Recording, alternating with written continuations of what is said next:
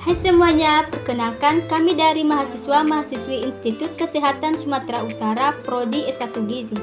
Video kali ini membahas tentang antropometri gizi pada lansia dan kondisi khusus.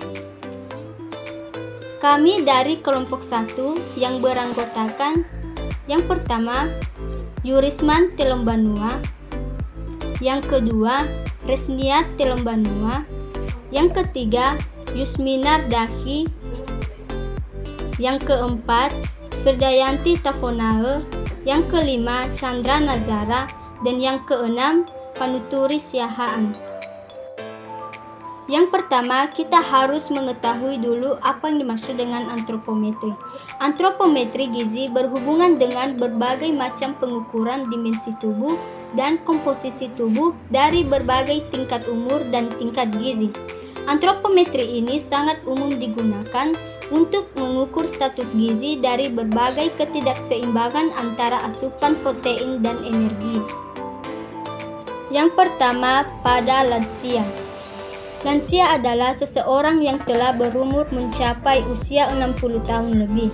Masalah muskuloskeletal yang sering terjadi pada lansia menyebabkan lansia tidak dapat berdiri dengan tegak, sehingga pengukuran tinggi badan pada lansia sulit dilakukan.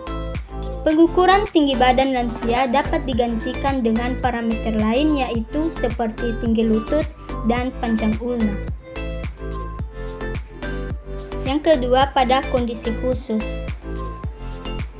Pada kondisi khusus pada kelompok tertentu yang telah terjadi perubahan postur seperti tidak bisa berdiri karena sakit parah atau karena ada cedera kaki atau bungkuk, maka sulit diperoleh ukuran tubuh secara valid. Untuk itu, diperlukan informasi atau data lain yang dapat digunakan untuk sebagai bahan estimasi suatu variabel. Pengukuran antropometri menjadi salah satu yang diukur untuk menilai status gizi lansia dan kondisi khusus. Pengukuran estimasi tinggi badan melalui pengukuran tinggi lutut dan panjang ulna. Yang pertama, tinggi lutut. Tinggi lutut erat kaitannya dengan tinggi badan, sehingga data tinggi badan didapatkan dari tinggi lutut bagi orang tidak dapat berdiri atau manula. Pada manula digunakan tinggi lutut karena manula telah terjadi penurunan massa tulang yang menyebabkan bungkuk sehingga sukar untuk mendapatkan data tinggi badan yang akurat. Pengukuran tinggi lutut dengan posisi duduk. Langkah-langkah yang harus dilakukan yaitu 1. Responden dengan posisi duduk tegak lurus dan kaki ditekuk. Yang kedua, pastikan sendi lutut 90 derajat. Yang ketiga, ujung meteran angka 0 berada di samping tumit.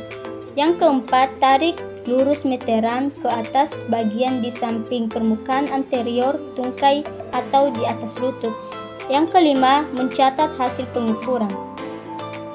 Pengukuran dilakukan 2 kali untuk mendapatkan hasil yang lebih akurat. Pengukuran tinggi lutut dengan posisi terbaring. Langkah-langkah yang dilakukan yaitu 1. Responden terlentang pada tempat tidur dengan posisi tempat tidur rata. Yang kedua, paha dan betis kiri membentuk sudut siku-siku 90 derajat. Hal ini dapat dibantu dengan diberikan penyangga yaitu kertas karton yang dibentuk segitiga siku-siku 90 derajat di antara paha dan betis responden.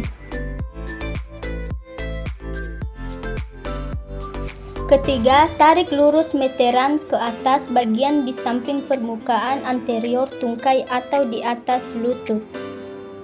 Langkah terakhir yaitu mencatat hasil pengukuran. Pengukuran dilakukan 2 kali untuk mendapatkan hasil yang lebih akurat.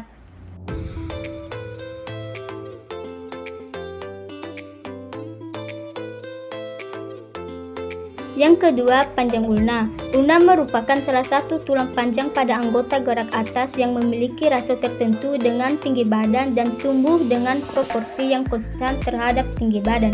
Panjang ulna adalah jarak dari titik utama pada bagian siku atau olecranon hingga titik utama pada bagian tulang yang menonjol pada pergelangan tangan atau styloid.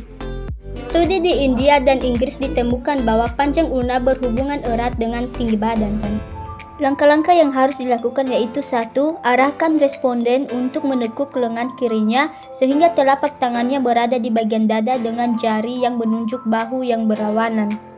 Yang kedua, gunakan pita pengukur untuk mengukur di ujung proksimal ulma ke titik tengah tulang pergelangan tangan yang terlihat menonjol atau aposistiloid. Yang ketiga, mencatat hasil pengukuran. Hasil pengukuran tinggi lutut dengan posisi duduk dan berbaring.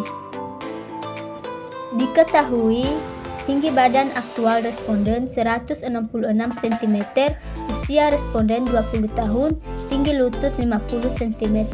Hasil yang didapatkan untuk estimasi tinggi badan berdasarkan tinggi lutut yaitu 164,39 cm.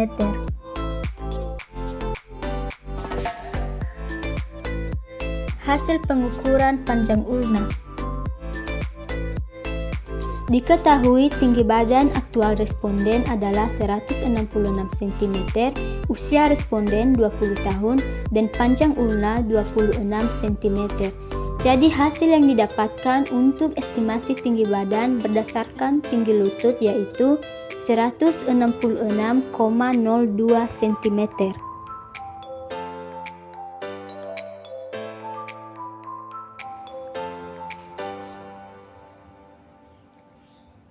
Selisih hasil pengukuran estimasi tinggi badan berdasarkan tinggi lutut dengan tinggi badan aktual responden adalah 1,61 cm. Untuk selisih hasil pengukuran estimasi tinggi badan berdasarkan panjang ulna dengan tinggi badan aktual responden adalah 0,2 cm. Jadi dapat kita simpulkan bahwa antropometri gizi pada lansia dan kondisi khusus sangat penting dilakukan pengukuran. Antropometri gizi berhubungan dengan berbagai macam pengukuran dimensi tubuh dan komposisi tubuh dari berbagai tingkat umur dan tingkat gizi. Pengukuran antropometri menjadi salah satu yang diukur untuk menilai status gizi lansia dan kondisi khusus. Sekian video dari kami, semoga bermanfaat. Terima kasih.